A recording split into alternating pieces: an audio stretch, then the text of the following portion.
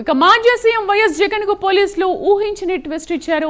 పల్నాడు జిల్లా సత్తెనపల్లి పర్యటనకు అనుమతి నిరాకరించారు. రేపు సత్తెనపల్లి మండలం రెంటపాళ్లలో నాగ మల్లేశ్వరరావు విగ్రహావిష్కరణ కార్యక్రమాన్ని ఏర్పాటు చేశారు. వైఎస్ఆర్సీపీ నేతలు జిల్లా పోలీసుల్ని అనుమతి కోరారు. అయితే భారీగా జనం వస్తే శాంతి భద్రతలకు విఘాతం కలుగుతుందని ఎస్పీ కంచె శ్రీనివాసరావు అంటున్నారు. కార్యక్రమానికి పరిమిత సంఖ్యలో మాత్రమే రావాలని, లేకుంటే చట్టపరమైన చర్యలు తీసుకుంటామని హెచ్చరించారు. ఇక పూర్తి సమాచారం కరెస్పాండెంట్ రవికృష్ణ అందిస్తారు. రవికృష్ణ, ఎందుకు పర్యటనకి పోలీసులు అనుమతి నిరాకరించారు? దీనికి కారణం ఏంటి?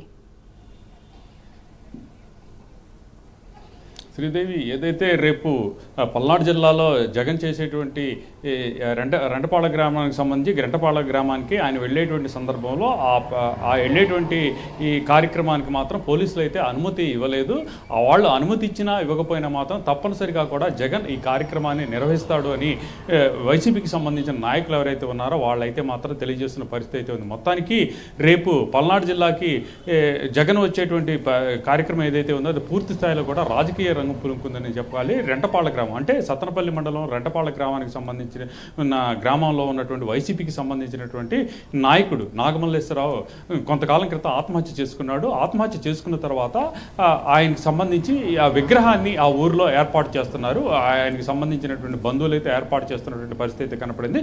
ఈ నేపథ్యంలోనే ఈ జగన్మోహన్ రెడ్డిని అక్కడికి రావటం, అక్కడికి వచ్చి అక్కడ ఉన్నటువంటి ఆ బాధితులు ఎవరైతే ఆయనకి సంబంధించినటువంటి నాగమల్లేశ్వరరావుకి సంబంధించినటువంటి కుటుంబ సభ్యులను పరామర్శించేందుకు రేపు ఆయన ప్రోగ్రాం ఫిక్స్ చేసుకున్నాడు. అదే రోజు నాగమల్లేశ్వరరావుకి సంబంధించినటువంటి విగ్రహ ఆవిష్కరణ కార్యక్రమం కూడా ఉంటుంది. దీన్ని పెద్ద ఎత్తున నిర్వహించాలని చెప్పి వైసీపీ నాయకులైతే అనుకున్నటువంటి పరిస్థితుల నేపథ్యంలో నిన్న నైట్ అయితే మాత్రం ఈయన ఎవరైతే పల్నాడు జిల్లాకు సంబంధించిన ఎస్పీ ఉన్నారో ఆయన అయితే మాత్రం జగన్ పర్యటనకి అనుమతులు లేవు అని చెప్పడం అయితే జరిగింది. ఈ నేపథ్యంలోనే కొద్దిసేపటి క్రితమే పల్నాడు జిల్లాకు సంబంధించినటువంటి నాయకులు ఎవరైతే ఉన్నారో మాజీ మంత్రి రజని, అలాగే ఈ గోపిరెడ్డి శ్రీనివాసరెడ్డి మాజీ ఎమ్మెల్యే గోపిరెడ్డి శ్రీనివాసరెడ్డి, అలాగే కాసు మహేష్ రెడ్డి, వీళ్ళందరూ కూడా వెళ్ళి ఎస్పీని కలవడం జరిగింది. అయితే ఎస్పీ ఒకటే చెప్తున్నాడు, గతంలో జరిగినటువంటి కార్యక్రమాలు ఏవైతే ఉన్నాయో ప్రధానంగా కూడా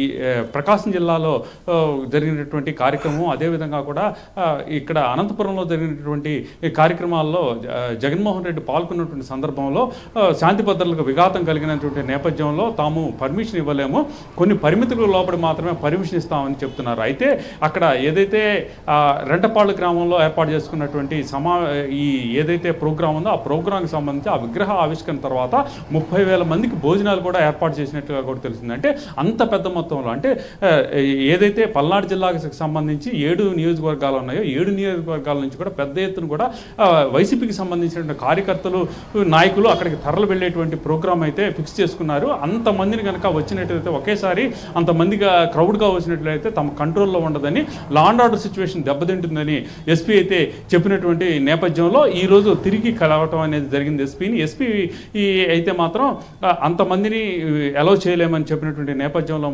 నేపథ్యంలో కాసు మహేష్ రెడ్డి మాత్రం బైక్ ర్యాలీలు అంటూ ఏమీ ఉండవు, పరిమితికి లోపల మాత్రమే అక్కడికి వెళతాము, అదేవిధంగా కూడా తప్పనిసరిగా కూడా నియమ నిబంధనలు పాటిస్తాము అని చెప్పాడు. దానికి సంబంధించి ఎస్పీ నుంచి నిర్ణయం అయితే రావాల్సినటువంటి నేపథ్యం. అయితే మాత్రం ఇది పొలిటికల్గా కూడా ఒక స్టాండ్ తీసుకునేది చెప్పుకోవాలి. ఒక పక్కన ఈరోజు ఉదయం ఎవరైతే సీనియర్ ఎమ్మెల్యే సత్తెనపల్లి ఎమ్మెల్యే కన్నా లక్ష్మీనారాయణ ఉన్నారో కన్నా లక్ష్మీనారాయణ ప్రెస్ మీట్లో ఆయన మాట్లాడారు.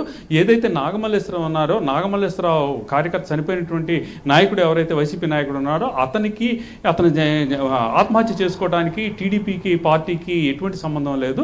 అతనే గత ఎన్నికల్లో పూర్తి స్థాయిలో కూడా బెట్టింగ్కి పాల్పడ్డాడు. ఆ బెట్టింగ్కి పాల్పడి వైసీపీ ఓడిపోయినటువంటి సందర్భంలో కూడా తీవ్రంగా నష్టపోయిన తర్వాత ఎవరైతే బెట్టింగ్ చేశారో వాళ్ళ నుంచి వచ్చేటువంటి వాళ్ళకి డబ్బులు కట్టాల్సిన నేపథ్యంలో అటువంటి దానికి తోడు అతని కుటుంబ సభ్యులు అతని బంధువులు కూడా అతనికి సహకరించలేదు. దాంతో అతను మానసిక వేదనలోనే ఆత్మహత్య చేసుకున్నాడు. ఈ ఆత్మహత్యకు ప్రధాన కారణం జగన్మోహన్ రెడ్డి అని ఒక ఆరోపణ అయితే చేశాడు. దానికి ఆయన వివరణ కూడా ఇవ్వడం జరిగింది. జగన్మోహన్ రెడ్డి అక్కడ ఉన్నటువంటి కొన్ని సర్వే సంస్థలతో తప్పుడు సర్వే రిపోర్ట్లు ఇచ్చినటువంటి నేపథ్యంలో దాన్ని ఆసరాగా చేసుకొని ఈ నాగమల్లేశ్వరరావు ఎవరైతే ఆత్మహత్య చేసుకున్నట్టు నాగమల్లేశ్వరరావు ఉన్నాడో నాగమల్లేశ్వరరావు బెట్టింగ్ చేసి తీవ్రంగా నష్టపోయి తర్వాత ఆత్మహత్య చేసుకున్నాడని చెప్తున్నారు.